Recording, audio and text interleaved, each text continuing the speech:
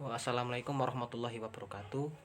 Perkenalkan, nama saya Muhammad Engki Faridi dengan NIM 5301002000054. Di video ini saya akan menjelaskan materi tentang Islam dan kerajaan-kerajaan Islam di Nusantara untuk memenuhi mata kuliah studi Islam Indonesia kelas B. Sebelum masuk ke kerajaan-kerajaan Islam di Nusantara, sebelumnya saya akan menjelaskan bagaimana proses masuknya Islam di Nusantara dan bagaimana strategi para ulama dalam menyebarkannya. Proses masuknya Islam di wilayah Nusantara tidak lepas dari kegiatan perdagangan yang terkenal berbagai hasil buminya. Hasil bumi di Nusantara menjadi daya tarik bagi para pedagang dari berbagai bangsa, antara lain Cina, Persia, Arab, dan India. Mereka berdatangan ke Kepulauan Nusantara untuk berdagang. Melalui Selat Malaka, para pedagang mengunjungi pusat-pusat perdagangan, antara lain Pulau Jawa, misalnya Jepara, Tuban, Gresik. Dari sana pelayaran dilanjutkan seperti ke Banjarmasin, Goa, Ambon, dan Ternate, yang dikenal sebagai pusat penghasil rempah-rempah.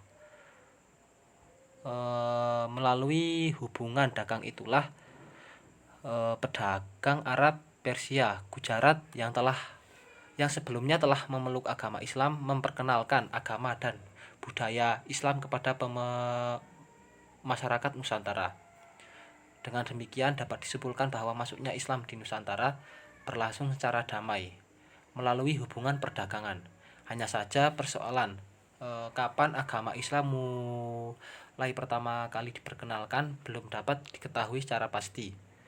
Namun menjelang abad ke-13 Masehi, masyarakat Muslim mulai berkembang sampai di Samudra Pasai, Perlak, dan Palembang di Sumatera. Di Jawa juga ditemukan makam Fatimah binti Maimun, tepatnya di Leran, Gresik, dan makam-makam Islam di Tralaya yang berasal dari abad ke-13, merupakan bukti berkembangnya suatu komunitas Islam di sana. Selanjutnya itu strategi penyebaran Islam di Nusantara. Tadi sudah disebutkan bahwa Islam masuk di Nusantara melalui jalur perdamaian tanpa suatu paksaan, dan Islam mudah berkembang pesat. Alasannya yaitu para ulama atau pendakwah dalam menyiarkan agama Islam menggunakan beberapa strategi atau metode sehingga Islam mudah diterima dan berkembang pesat.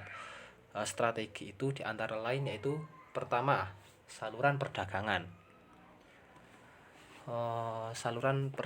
Perdagangan antara negeri-negeri di bagian barat, tenggara, dan timur benua Asia, dan di mana pedagang Muslim, Arab, India, Persia turut serta mengambil bagiannya di Nusantara. Penggunaan saluran islamisasi melalui perdagangan itu sangat menguntungkan. Hal ini menimbulkan jalinan di antara masyarakat Nusantara dan pedagang-pedagang secara umum. Secara umum, islamisasi yang dilakukan oleh para pedagang melalui perdagangan itu mungkin dapat digambarkan sebagai berikut. Mula-mula mereka berdatangan di tempat-tempat perdagangan dan kemudian di antaranya ada yang tinggal, baik itu sementara maupun menetap. Mereka di sana sambil menyebarkan atau menyiarkan agama Islam. Lambat laun, tempat tinggal mereka berkembang menjadi perkampungan yang menjadi golongan pedagang Muslim. Kedua yaitu saluran perkawinan. Saluran perkawinan merupakan salah satu strategi dalam menyebarkan agama Islam yang paling mudah. Dengan menikahnya bangsa pedagang Muslim dengan penduduk Nusantara, maka akan menambah ikatan batin dan menambah keturunan orang Islam, sehingga menambah suatu komunitas orang Muslim. 3. Saluran pendidikan. Yang dimaksud saluran pendidikan yaitu seorang ulama atau guru agama mendirikan lembaga pendidikan Islam yang disebut pondok pesantren untuk pengajaran agama para santri. Para santri yang sudah lulus, mereka kembali ke kampung masing-masing dan mendirikan pondok lagi di desanya dan menjadi kiai, serta memperluas ajaran agama Islam. Yang keempat itu saluran kesenian. Saluran islamisasi melalui seni seperti bangunan, seni pahat, atau seni ukir. seni tari, seni musik, dan seni sastra. Ya, misalnya pada seni bangunan terdapat masjid kuno di Demak. Contoh lain dalam seni adalah dengan pertunjukan wayang yang digemari oleh masyarakat melalui cerita-cerita wayang. Melalui cerita-cerita wayang itu disisipkan ajaran agama Islam. Selanjutnya juga diadakan dakwah Islam. Yang kelima yaitu saluran politik. Yang dimaksud saluran politik yaitu dengan mengislamkan seorang raja.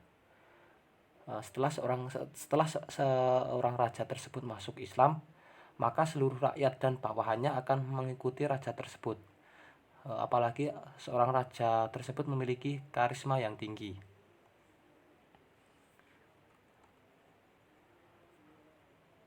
Kemudian kita berlanjut ke kerajaan Islam di Nusantara. Tradisi pelayaran dan perdagangan di Asia Tenggara dan Nusantara memberikan catatan sejarah tentang peranan bangsa Arab, Persia, dan Gujarat dalam melakukan pelayaran dan perdagangan di kawasan Nusantara. Kehadiran mereka di beberapa pelabuhan Asia Tenggara pada tahap awal setidaknya telah memperkenalkan kepada penduduk setempat tata cara melaksanakan ibadah Islam. Lambat laun terbentuklah suatu komunitas Islam di suatu wilayah. Hal ini merupakan cikal bakal munculnya kerajaan-kerajaan Islam di Nusantara yang memberikan pengaruh dalam peradaban dan ilmu pengetahuan. Adapun kerajaan-kerajaan Islam di Nusantara adalah sebagai berikut. Pertama yaitu Kerajaan Perlak dari Sumatera. Sejarah terbentuknya Kerajaan Perlak bermula pada tahun 173 Hijriah. Sebuah kapal layar dengan pimpinan Mahada Khalifah dari Teluk Kambai, Gujarat berlabuh di Bandar Perlak dengan membawa kira-kira 100 orang anggota dakwah yang terdiri atas orang Arab, Persia, dan Hindia. Mereka menyamar sebagai awak kapal dagang dan Khalifah menyamar sebagai kaptennya. Setelah mendarat di situ mereka menyebarkan agama Islam bersama Mahada Khalifah. Mahada Khalifah sendiri adalah seorang yang bijak dalam dakwahnya, sehingga dalam waktu kurang dari setengah abad Maurah atau raja dan seluruh rakyat Kemaurahan Perlak yang sebelumnya beragama Hindu dan Buddha dengan sukarela masuk agama Islam. Banyak anggota dakwah yang menikah dengan wanita Perlak. Di antaranya adalah seorang dari Arab suku Quraisy yang menikah dengan putri istana Kemaurahan Perlak yang melahirkan putra Indo-Arab dengan nama Sayyid Abdul Aziz. Putra tersebut menjadi cikal bakal berdirinya Kerajaan Perlak. Pada tanggal 1 Muharram 225 Hijriah, Kerajaan Islam Perlak diproklamasikan dengan raja pertamanya adalah Sayyid Abdul Aziz dengan gelar Sultan Alauddin Maulana Aziz Shah. Pada waktu yang sama nama ibu kota kerajaan diubah dari Tiandor Perlak menjadi Bandar Khalifah. Namun kerajaan Perlak sendiri mengalami banyak konflik, di antaranya perang saudara antara kaum Syiah dan Sunni. Pada tahun 956 Masehi, setelah meninggalnya Sultan ke-7 Sultan Mahdum Alaiddin Abdul Malik Shah, terjadi lagi pergolakan selama kurang lebih 4 tahun antara kaum Syiah dan Sunni. Pada tahun 956 Masehi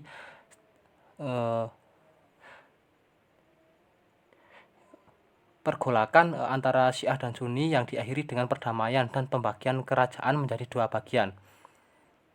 Pertama, Perlak pesisir diambil oleh Syiah dengan pimpinan Sultan Alaiddin Syed Maulana Shah. Kemudian Perlak pedalaman diambil oleh kaum Sunni yang dipimpin oleh Sultan Mahdum Alaiddin Malik Ibrahim Shah Johan berdaulat.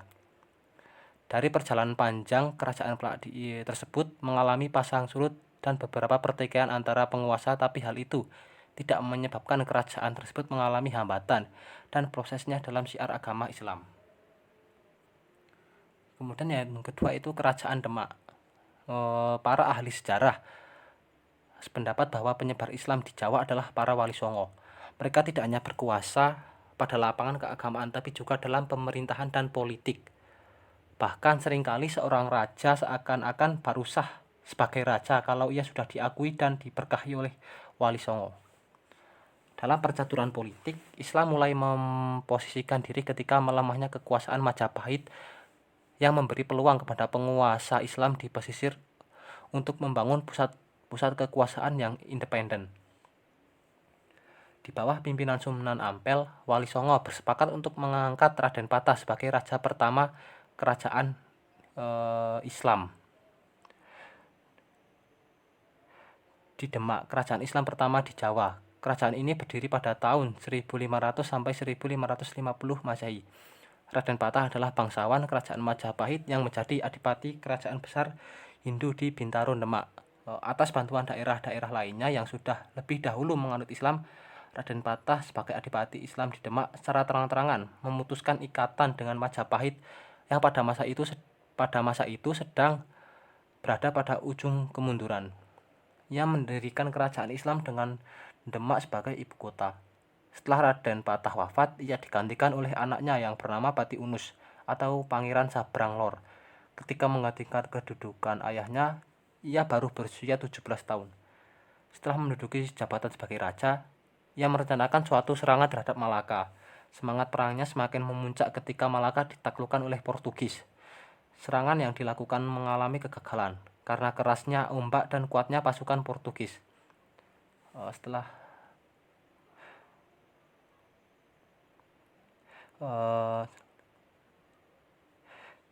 Kemudian ia digantikan oleh Sultan Trenggono, yaitu putranya. Yang ketiga yaitu Kerajaan Pajang. Kerajaan Pajang merupakan kelanjutan dari Kerajaan Demak. Raja pertamanya adalah Joko Tingkir yang berasal dari Pengging. Ia adalah menantu Sultan Trenggono yang diberi kekuasaan di Pajang. Setelah ia mengambil alih kekuasaan dari tangan Arya Panangsang pada tahun 1546 Masehi, seluruh kebesaran kerajaan dipindahkan ke Pajang. Ia mendapat gelar Sultan Adiwijaya. Kerajaan Pajang tidak berlangsung lama dalam sejarah kerajaan Islam di Jawa, tetapi kerajaan ini telah menorehkan sejarah tentang eksistensinya sebagai salah satu kerajaan Islam yang pernah berpengaruh di Jawa. Yang terakhir yaitu Kerajaan Banjar. Pada awal abad ke-16, Islam masuk ke Kalimantan Selatan, yaitu di Kerajaan Daha Banjar, yang sebelumnya daerah tersebut menganut atau beragama Hindu. Namun berkat bantuan Sultan Demak, yaitu Sultan Trenggono, Raja Daha dan rakyatnya dengan sukarela masuk Islam, sehingga berdirilah Kerajaan Islam Banjar dengan raja pertamanya Pangeran Samudra dan diberi gelar Pangeran Suryanullah atau Suryansah.